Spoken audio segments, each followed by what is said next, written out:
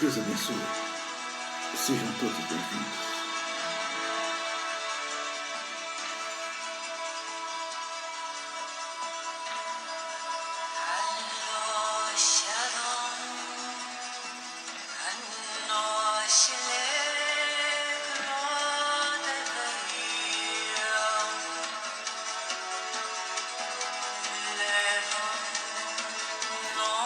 Hoje nós vamos falar sobre a humildade, parte 2.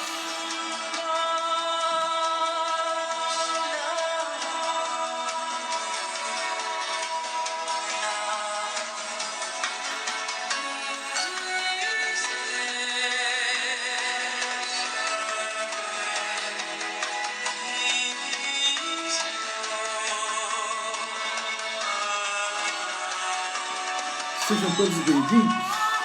Fique à vontade. Essa massagem vai falar ao seu coração. Para a nova convergência no Espírito.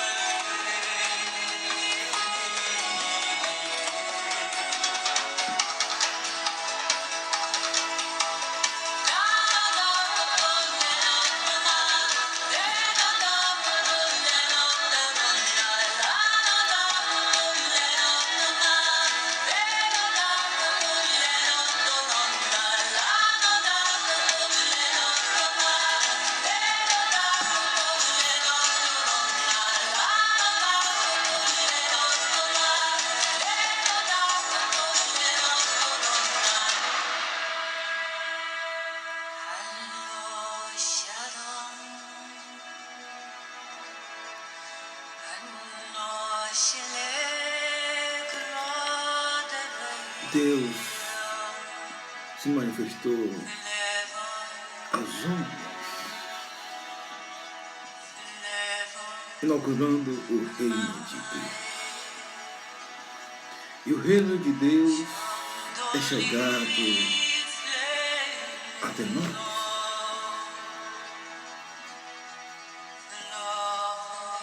O reino de Deus está em nós. Jesus falou, quando alguém disser que o reino está aí, está aqui, não acredite, porque o reino de Deus está dentro de vós. E eu declaro o reino de Deus na sua vida, na sua família, na sua finança, na sua família, no seu casamento, no seu relacionamento.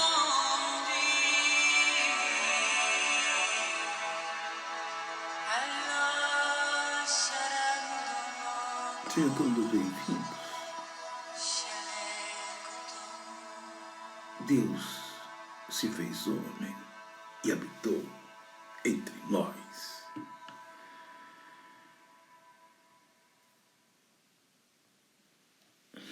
Queridos, e desde o dia de João Batista, o texto é Mateus capítulo 11, versículo 12 ao versículo 19. E desde o dia de João Batista até agora se faz violência ao reino dos céus, e pela força se apoderam dele, porque todos os profetas e a lei profetizaram até João. Quem tem ouvidos para ouvir, ouça. Quem tem escuta, ouça. E dizem, mas a quem assemelharei essa geração? E é semelhante aos meninos que se assentam nas praças e clamam aos seus companheiros e dizem, toca-nos flauta e não dançartes. Cantamo-vos lamentações e não choraste, porquanto veio João não comendo nem bebendo e diz, tem demônio. Veio o Filho do Homem comendo e bebendo, e dizem, eis aí um comilão e beberrão, amigo de publicanos e pecadores. Mas a sabedoria é justificada pelos seus filhos. Queridos, a sabedoria, a humildade, elas andam juntas. A humildade, ela vê consigo mesmo as suas fraquezas. A humildade, ela passa a ver consigo mesmo as suas fraquezas. A humildade é um atributo divino, é um atributo de Deus. A humildade, ela é inerente ao homem de Deus.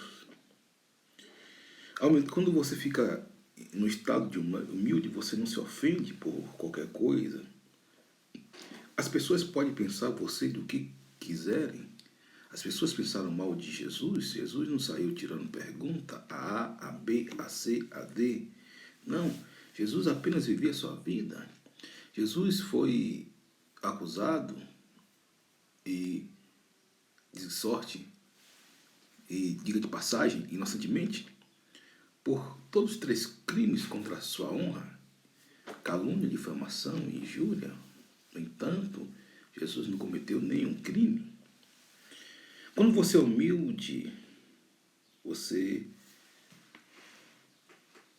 deixa que Deus te justifique. A humildade, queridos, é um traço característico de Deus. Alguém diz que humildade é aquilo que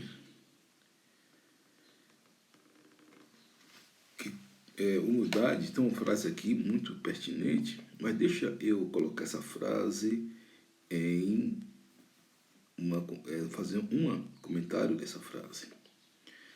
Alguém diz o seguinte: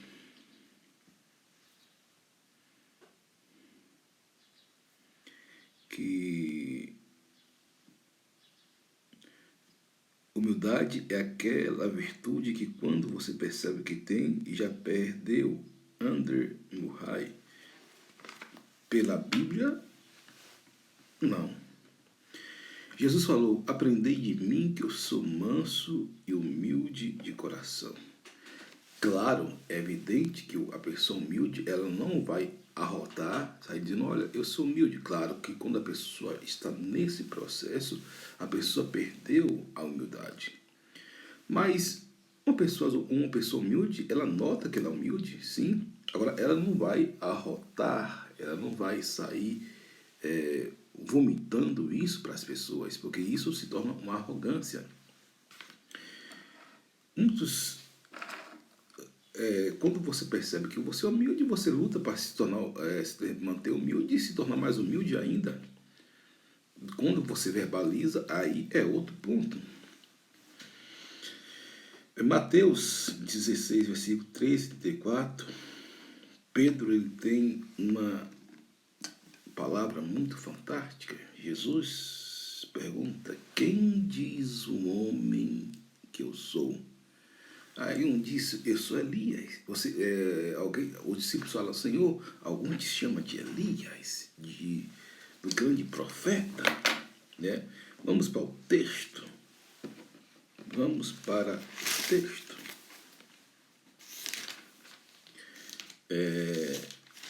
16,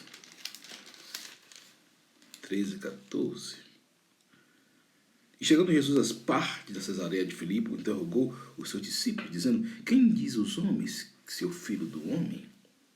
E Jesus fez a pergunta ao colégio apostólico, às 12 feras: quem diz os homens, seu filho do homem? Você já viu a explicação aqui, porque Jesus é considerado filho do homem, porque Jesus nasceu de uma mulher. Jesus ele não veio de um anjo, Jesus ele não veio do mar, Jesus não veio do céu.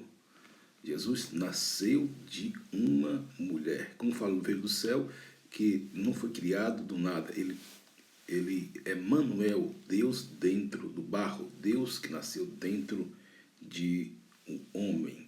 Homem e mulher. Muito bem. Continuando. E diz o seguinte: E eles disseram, um João Batista, outros Elias e outros Jeremias, ou um dos profetas. Disse-lhe Jesus, e vós, quem diz que eu sou? Jesus virou para o colégio apostólico, eles dizem isso, e vocês? Quem diz que é o Filho do Homem?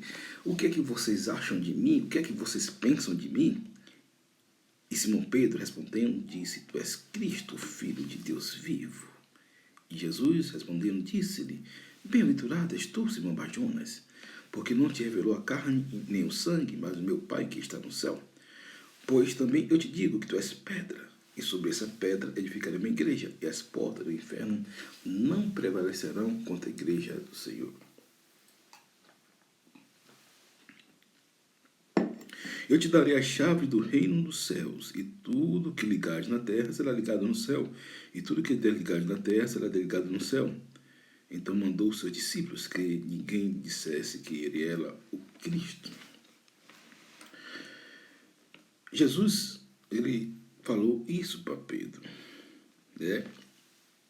Pedro, ele teve que ter uma ressignificação, porque Pedro, ele precisava ressignificar. Pedro, ele estava no orgulho e ele queria fazer as coisas do jeito, da maneira, do pensamento dele. Você vê que poucos tanto depois, desde então começou Jesus a mostrar os seus discípulos que convinham ir a Jerusalém e padecer muito dos anciões e principais sacerdotes. Pedro, numa parte, começou a repreendê-lo, dizendo, Senhor, tem compaixão de ti, modo nenhum isso acontecerá. Ele, porém, voltando-se para Pedro, disse-lhe, para trás de mim, Satanás, que serve de escândalo, porque não compreende as coisas que são de Deus, mas só as que são do homem. Pedro tinha uma visão cartesiana, grega, não uma visão espiritual. E Pedro precisava nascer de novo, como em seguida foi. Você vai ver que Pedro, quando negou a Jesus, em Mateus capítulo 26, versículo 31 ao 32, veja que Pedro fala. Então Jesus lhe disse, todos vós, esta noite, vos escandalizeis em mim, porque está escrito, ferirei o pastor, e as ovelhas do rebanho se dispersarão. Mas depois de eu ressuscitar, irei diante de vós da Galileia. Mas Pedro, respondendo, disse-lhe, ainda que todos se escandalizem em ti, eu nunca me escandalizarei. Disse-lhe Jesus, é verdade, te digo que nesta mesma noite, antes que o galo cante 3 vezes, tu me negarás. Disse Pedro, ainda que me seja misto morrer contigo, não te negarei. E todos os discípulos disseram o mesmo. Você percebe que precisava uma ressignificação e uma metanoia por parte dos discípulos. E Jesus sabia disso. Quando Jesus chamou os discípulos, Jesus chamou homens indoutos, homens despreparados. Jesus podia chamar alguns fariseus, que eram bons fariseus, como falei aqui, José de Arimateia, o próprio Nicodemos, Jairo, e tem tantos outros fariseus que eram feras, homens que tinham um coração contrito a Deus, mas Jesus chamou os discípulos, porque Jesus, ele não chama os capacitados, ele capacita os que chamam. Pedro fez um discurso que ganhou 3.000 almas para Jesus. Então, os que esperam no Senhor renovarão suas forças, subirão com asas, como águia, caminharão e não se cansarão. Isaías 40, versículo 31.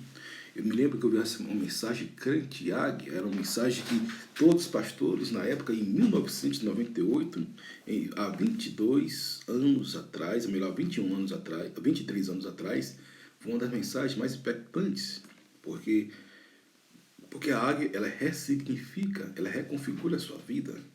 A águia, depois de segundo o estudioso, a metade de seus anos, se não me engano, 20 anos de vida, ela vive cerca de 40, 50 anos, ela se renova, o seu bico cai, as suas garras caem, e ela tem uma nova penagem, e ela rejuvenesce para brilhar e triunfar. São como os crentes. Por isso que eu falo que o crente, ele precisa estar em Deus, se esconder em Deus. O crente, ele precisa reconhecer que ele é em Deus. E você precisa reconhecer quem você é em Deus. Pedro levou Jesus para o canto. Perceba que Pedro levou Jesus para o canto. Quantos de nós, às vezes, levamos Jesus para o canto? Peraí, Jesus, não é bem assim. Peraí, Jesus, vou ensinar como o Senhor deve fazer. Peraí, Senhor, eu vou ensinar como o Senhor deve proceder. É mais ou menos o ditado que diz que ensinar o pastor a pregar o sermão. Os católicos falam que ensinar o padre a rezar a missa é algo que é contundente, algo que é inerente, né, da pessoa. Mas perceba que Pedro precisava de uma reconfiguração, de uma ressignificação, de uma convergência, de uma transfundação.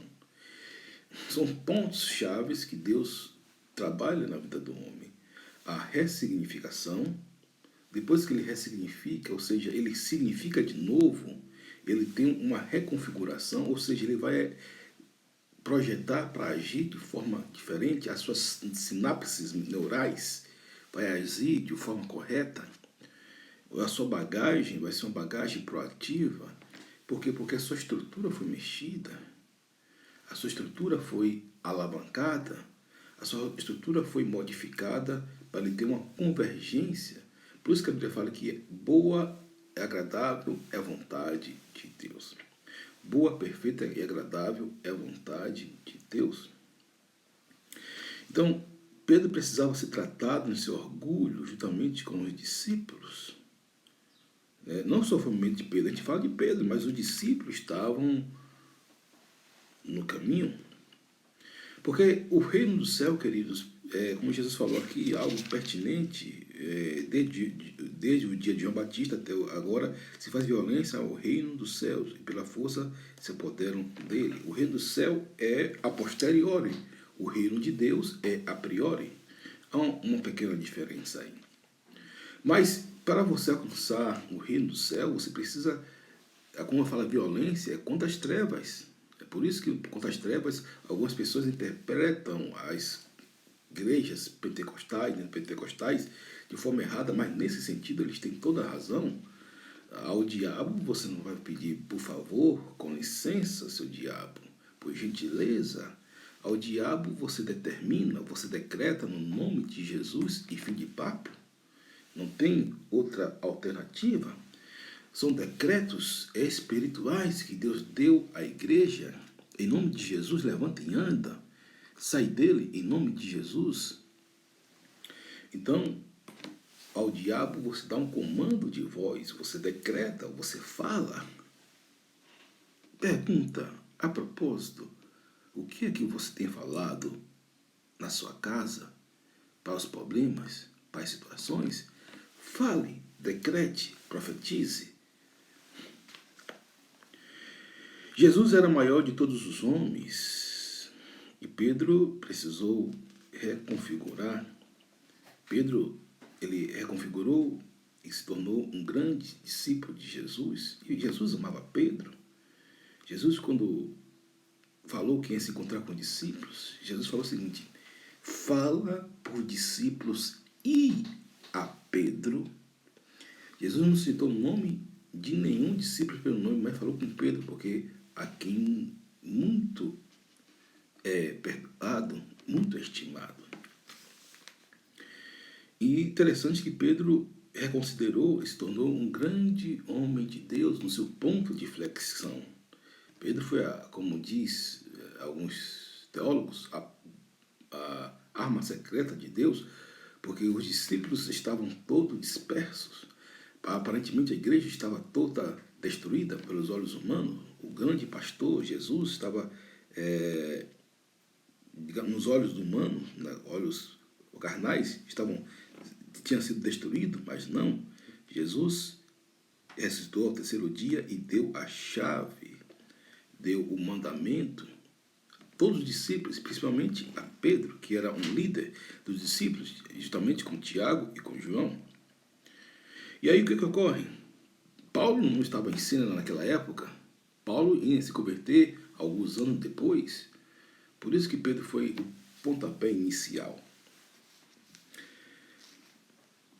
E dizem, tocamos flautas e não dançastes, cantávamos lamentações e não chorastes. Essa geração, elas não se compadecem nem pela alegria do Senhor e nem pelo juízo de Deus. É uma geração onde as pessoas elas querem buscar o prazer em si mesmo, fazendo a sua vontade, em vez de fazer a vontade de Deus. Buscai, João 6,33, buscai primeiramente a vontade de Deus e as demais coisas vos serão acrescentadas. A propósito, você tem buscado a vontade de Deus? Você tem colocado Deus em primeiro lugar? Fica assim a pergunta. Fique para você mesmo. Eu faço essa pergunta a mim todos os dias. Como podemos ver o exemplo de Saul, quem chamou Saul foi Deus. Saul era um homem extremamente orgulhoso. Se percebe na questão de Saul como ele tratava as coisas. Saul foi pequeno e tornou-se grande.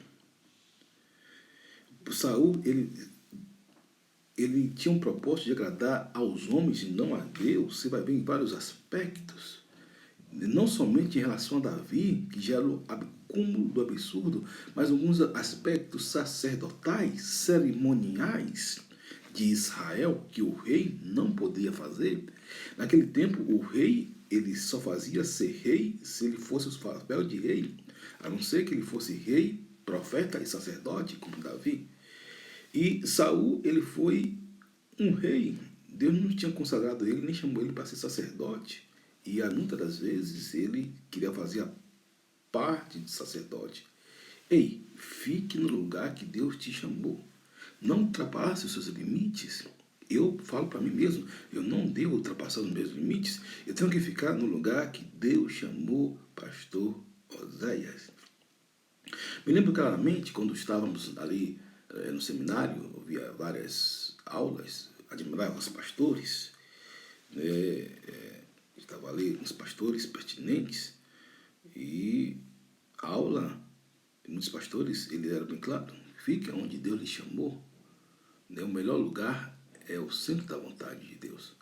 E cresci também nesse ambiente do reino de Deus, do contexto do reino de Deus. E eu, pastor Oséias, né, pela misericórdia de Deus, claro, em Deus, reconhecendo Deus, sempre procurei fazer a minha parte. E quando não estava alinhado com Deus, sempre ia para o trilho de Deus. Acredite, caminhar com Deus sempre é melhor. Deus disse, eu lamentei por sair. Deus se lamentou porque o povo tinha escolhido, o povo que queria um rei, Deus falou, não precisa de rei. Ah, sim, mas as nações têm reis. Deus falou, meu povo, eu falo com vocês, eu uso os juízes, os profetas, os sacerdotes, mas o povo não quis, o povo quis, eu quero um rei, Deus. E Deus escolheu o rei. E a primeira experiência foi o rei Saul, que Deus escolheu, quem escolheu Saul foi Deus, mas Saul se deixou se levar pelo encantos do poder, não foi um rei humilde, não submeteu à humildade que Deus queria para ele. Aí Deus falou para Davi, achei um homem segundo o meu coração. Achei um homem prontamente segundo o meu coração. Davi é um homem fantástico. Davi ele teve que se ressignificar, Davi ele teve que reconfigurar a sua vida, Davi ele teve que ter uma nova convergência na sua vida, mas Davi ele foi um homem fantástico. Porque Davi ele foi um homem que ensinou um arquétipo, um protótipo de como servir a Deus em espírito e em verdade, sem filactérios, sem caras e bocas. O coração, achei Davi um homem segundo o meu coração. Davi fazia a vontade de Deus. Davi era um homem que era segundo os preceitos de Deus. Claro, teve que ressignificar, reconfigurar sua vida, mas foi um homem fantástico. Também como Nabucodonosor no capítulo 4 ele começa bem, ele começa exaltando a Deus, e a mesma picada, o mesmo demônio que picou Saul, picou Nabucodonosor. Nabucodonosor, ele começou a se orgulhar, ele começou a proceder contra Deus na soberba. E esta é a grande Babilônia, que eu, Nabucodonosor, edifiquei para a honra e para a minha glória, com poder do meu nome. E ainda que a palavra estava na boca de Nabucodonosor, a sentença veio. Deus, ele ama os humildes. Ele gosta de estar com os humildes. E humildade, queridos, é se parecer nas práticas. Você não vai ver uma pessoa humilde apenas no pensamento. Pessoas humildes não na prática. Por isso que eu não concordo com alguns ditados. Quando um homem percebe que é humilde, a humildade acabou. Isso não procede. A humildade, ela se dá na prática. Jesus falou, aprender de mim, que eu sou manso e humilde de coração. Mateus 11, 28. Jesus estava dizendo que ele era humilde. Ele falou, eu sou humilde. Claro, mas ali foi Jesus. Claro que ninguém pode falar algo dessa natureza, né? Mas se você reconhecer no seu estado espírito que você é humilde, continue sendo humilde, mantenha-se a humildade, é igual a santidade. Continue sendo santo, sede santo porque eu sou santo. Aliás, o santo da igreja somos nós. O santo dessa igreja somos nós.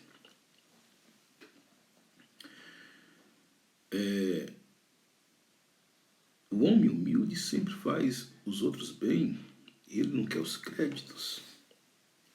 É aí que quando nós vemos uma pessoa humilde, ele quer que Jesus apareça e ele venha diminuir. Quando você vê alguém querendo se aparecer, querendo tomar o lugar de Deus, precisa de reconfiguração. Não condene, não julgue, mas precisa de reconfiguração. Nabucodonosor se humilhou e se arrependeu, o seu reino foi dado, retornado a ele, porque ele reconheceu que Deus é Deus. E quando o homem de Deus, ele tem a proposta de João Batista, é importante que Deus cresça, que ele cresça e que eu diminua. Precisamos diminuir na presença de Deus. Precisamos diminuir na presença de Deus. Que ele cresça e que eu diminua. É como vem um ditado, no reino de Deus o mais é menos, o maior quem serve. Às vezes eu vejo algumas figuras no cenário gospel, evangélico, mundial, grandes pastores de grande instituição, não agradam a todos. Os camaradas, eles se acham como se fosse o Papa. Eu falo, meu Deus, cadê as humildades desses homens? Presidente de grandes congregações, grandes igrejas. A igreja não tem nada a ver com o cidadão, cada um vai dar conta de si a Deus. Mas muitos, na verdade, são homens proativos, homens humildes, apesar daquilo que rodeiam. Porque a humildade é um estado de espírito. Humildade é um estado de espírito. Humildade não é se você reconhece que você é humilde, não. Humildade é um estado de espírito. E claro que eu creio que você nunca vai falar com o outro que você é humilde. A Bíblia fala, não vos gloriei, deixe que as pessoas falem daquilo que você é. Não precisa você falar que você é para as pessoas vão falar aquilo que você é. Se pastor Oséias é humilde, as pessoas vão dizer que pastor Oséias é humilde. Se as pessoas dizerem que pastor Oséias é orgulhoso, as pessoas vão dizer que o pastor Oséias é orgulhoso. Se você for orgulhoso, as pessoas vão dizer que você é orgulhoso. Se você é humilde, as pessoas vão dizer que você é humilde. As pessoas vão falar aquilo que você é. E quando falo pessoas que têm o julgamento correto naquilo que Deus colocou, o discernimento correto.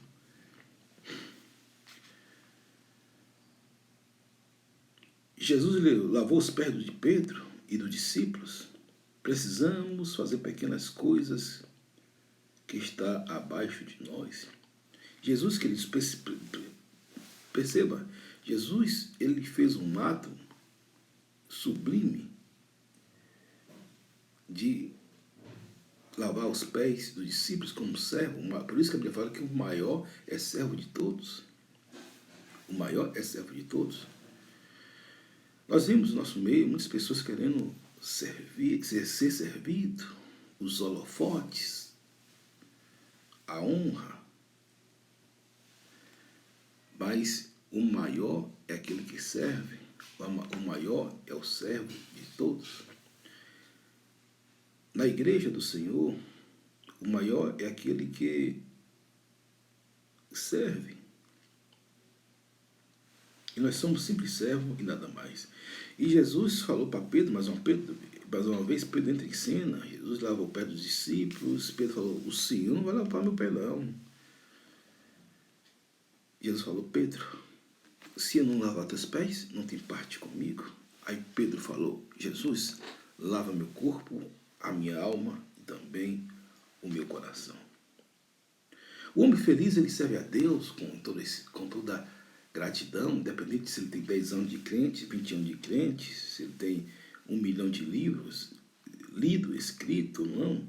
Conheço pessoas que às vezes não sabem nem fazer um ovo com copo, mas é cheio do Espírito Santo de Deus.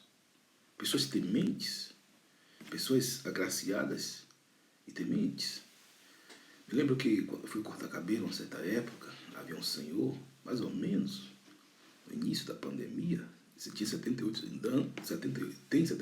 anos de idade, nasceu e criou na presbiteriana, e eu conversando ali, não sabia que ele era cristão, comecei a conversar. Eu falei, que conversa agradável desse senhor, presbiteriano. Eu falei, como é bom servir ao Senhor. E eu olhei para aquele senhor, fiquei observando, e foi me dar a palavra, e ele chegou perto de mim e falou, você é pastor, meu filho? Eu falei, sim. Ele, percebe-se. Eu falei, glória a Deus. E é bom notar, a gente nota um cristão, o Espírito, ele testifica com o outro que você é cristão. E nós precisamos fazer isso. E desde o dia de João Batista até agora se faz violência no reino de Deus.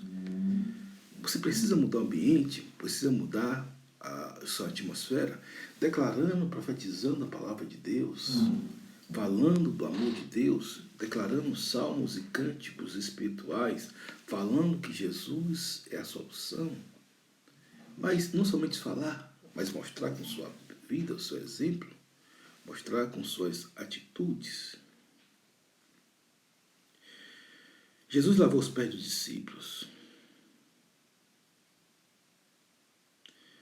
Quanto mais fazer pelos outros, mais felizes seremos. Pessoas felizes são muito gratas. Já falei aqui que a gratidão, ela enobrece a alma. A gratidão é o passo para a felicidade. E acredite, ser feliz não custa caro. Ser feliz é logo ali. Pessoas felizes, queridos, são rápidas em perdoar e se arrepender. Elas não se ofendem facilmente e elas são rápidas em pedir perdão e perdoar. Pessoas felizes, elas vivem uma vida livre, leve e solta em Cristo Jesus. Pessoas felizes, elas são verdadeiras, honestas, leais consigo mesmo, leais com Deus e leais com o próximo. Como tratamos as pessoas é uma forma de humildade. O ser humano, ele se encontra no outro. Você não vai pregar o evangelho para um cachorro. Claro que você tem que cuidar bem do cachorro, dos animais. Você não vai pregar o evangelho para o cavalo. A sua vida se dá num ser humano. E o ser humano, independente daquilo que ele é da sua etnia, raça, cor, credo, você deve tratar ele bem. Jesus falou, o versículo-chave, vinde a mim. Eu sei esse versículo de qual, mas gostaria de falar aqui. Ele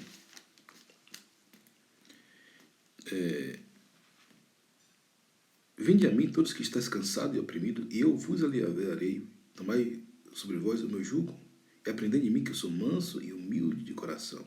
Encontrarei descanso para as vossas almas, porque o meu fardo é suave, meu jugo é suave e o meu fardo é leve. Pessoas humildes, elas se arrependem. Pessoas humildes, elas confessam os seus erros. Pessoas humildes, elas são tratáveis, ensináveis. Pessoas humildes, elas são desarmadas de si mesmo. Pessoas humildes, elas são fáceis de conviver. E acima de tudo, ela sabe que em si ela não é nada e sempre de Deus. Ela sabe que tem uma fonte que é Deus. Então, as pessoas humildes, elas vão sempre um passo além. Procure a humildade. Procure ser humilde. Claro que você não vai dizer que por aí que você é humilde. A humildade, as pessoas vão falar que vão perceber em você como uma santidade, como a presença de Deus. Humildade é aquela virtude que quando você percebe que tem, já perdeu. Não, não é bem assim. Você sabe que tem, mas você não arrota a soberba. É como a sua igreja. Sua igreja faz o papel de falar da palavra de Deus, e isso que a igreja faz. A igreja é um quartel-general e toda a igreja tem que fazer isso e faz muito bem. As igrejas fazem um papel fantástico com seus devidos pastores, que é anunciar o reino de Deus, cuidar das almas. E as pessoas veem as obras e glorificam ao Pai que está no céu. Então, seja sempre uma pessoa humilde. Sempre procure fazer o bem. Sempre seja uma pessoa que venha estar na presença de Deus.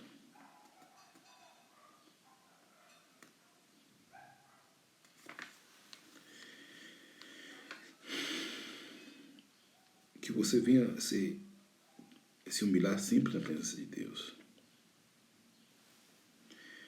Que você venha ser uma pessoa que venha sempre estar pedindo a Deus, que Deus venha guiar o seu corpo, a sua alma, o seu coração, se quebrantando diante de Deus e dizendo que você não é nada, que todo poder pertence a Deus. Em nome do Senhor Jesus.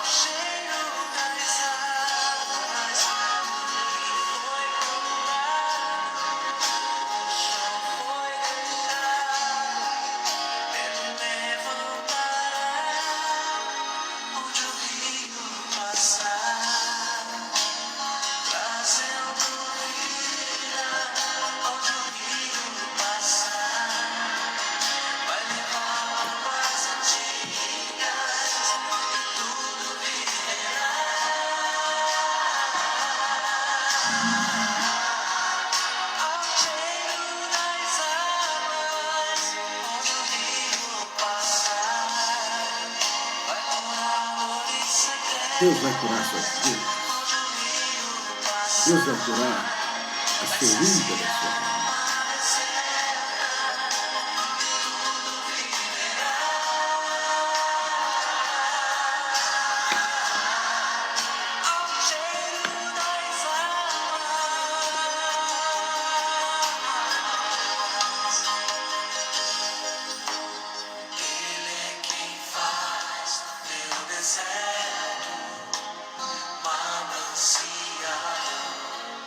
Faz brotar na terra seca, fruto igual ao que é regado pelas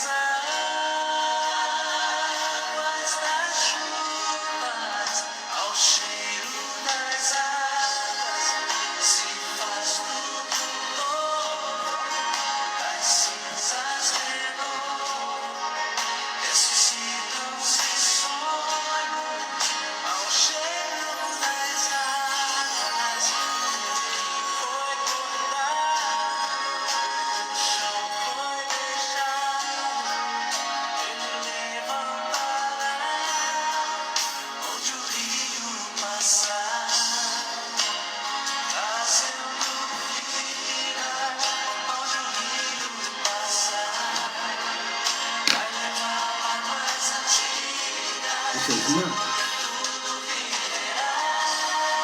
Submeta-se a Deus, resista o diabo, ele foi tirar de vós.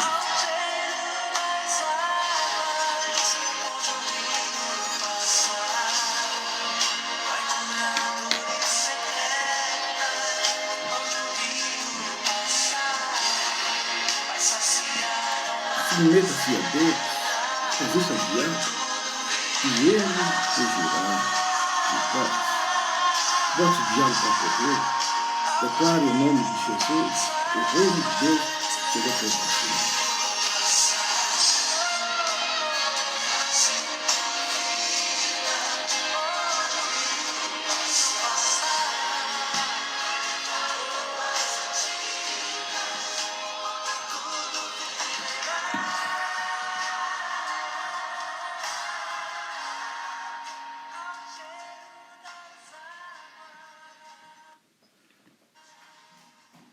Deixe-me orar por você. Pai, tua palavra diz que aprendei de mim que eu sou manso e humilde de coração, Senhor. Nos ensina a ser humilde, Senhor Deus. Quebra todas as fortalezas, Senhor. Os nossos embaraços, Senhor Deus. As nossas transgressões, nossas iniquidades, Senhor. Pai, nos ensina, Senhor Deus, a ser humilde, Senhor. Simples, Senhor. Pomba, Senhor. Prudente como a serpente, Senhor Deus amado. Pai, aprender de mim que eu sou manso e humilde de coração, disse o Senhor, Pai. Que nosso ego, nosso orgulho, Senhor Deus amado, possa estar debaixo, Senhor, da tua cruz, Senhor, e o teu nome venha ser glorificado. Em nome de Jesus. Amém e graças a Deus. Deus abençoe todos vocês. Até mais, em nome do Senhor Jesus.